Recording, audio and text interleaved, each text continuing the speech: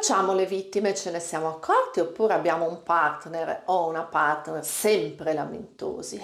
È comunque un modello comportamentale in cui moltissime coppie, in generale moltissime relazioni anche d'amicizia o addirittura lavorative, cascano.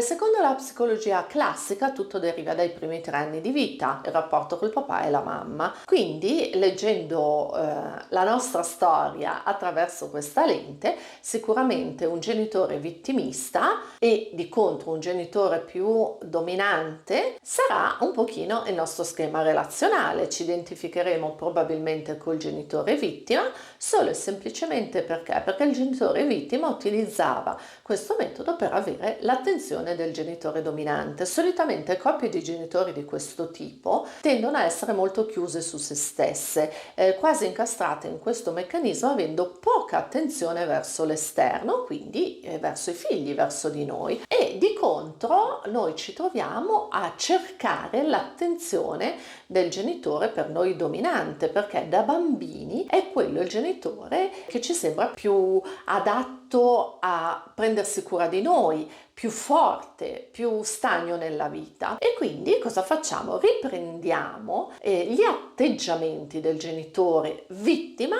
per avere l'attenzione del genitore dominante. Di contro il genitore autoritario ci porta a credere che questo modo sia il modo della forza, il modo di chi si prende cura degli altri, di chi sa fare le cose, quando sovente in realtà era piuttosto un'autorità di facciata, un'autorità non così con un reale scarico a terra. Nello stesso modo genitori che non validano le nostre emozioni ci portano a sovradimensionare le emozioni, quindi da una cosa piccola, un piccolo problema, noi ne facciamo una tragedia e manteniamo questo modo anche da adulti. Genitori appunto dipendenti emotivamente uno dall'altro ci hanno fatto credere che una coppia unita sia una coppia con delle dinamiche di questo tipo e con dei modelli relazionali di questo tipo che però sono disfunzionali.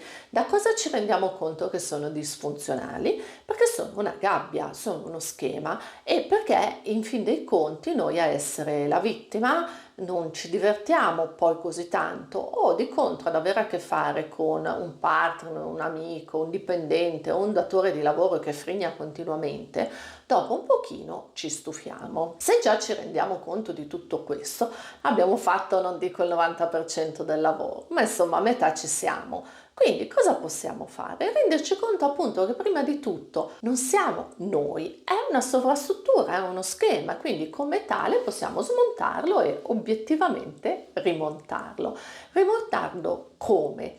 Non cercando in esterno quella forza, quell'attenzione, quell'occhio e quell'abbraccio che invece appunto stiamo cercando, anche perché se continuiamo a ripetere ossessivamente questo schema, come per tutto quello che può essere, diciamo, una droga, e lo è anche questa da un certo punto di vista, caricheremo sempre di più la dose, perché a noi non sembrerà mai abbastanza, non saremo mai abbastanza vittima, perché la persona di fronte a noi, avendo pian pianino assorbito il nostro vittimismo e con una certa assuefazione, ovviamente sarà sempre meno responsive. Quindi, per evitare di andare chiaramente a disastro cosmico, possiamo tranquillamente fare un bel respiro, renderci conto che questa è la dinamica, chiederci se veramente abbiamo voglia di continuare a ripetere questo schema e non piuttosto di esplorare schemi differenti. Ricordiamoci anche che una coppia che mantiene questo modo di comunicazione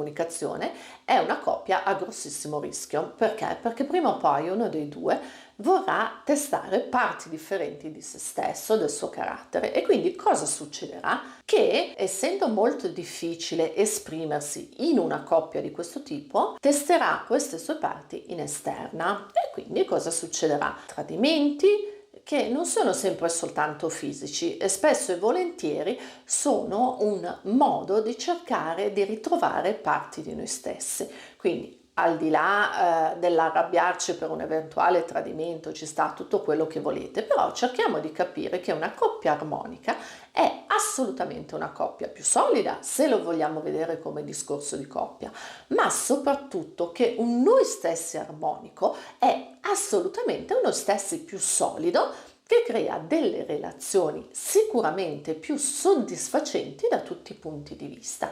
Quindi diamoci un attimino un'occhiata, sì, ok, i genitori sono stati il nostro punto di partenza, ma non devono necessariamente e comunque essere il nostro punto di arrivo. Possiamo cambiare e arrivare a essere serenamente noi stessi.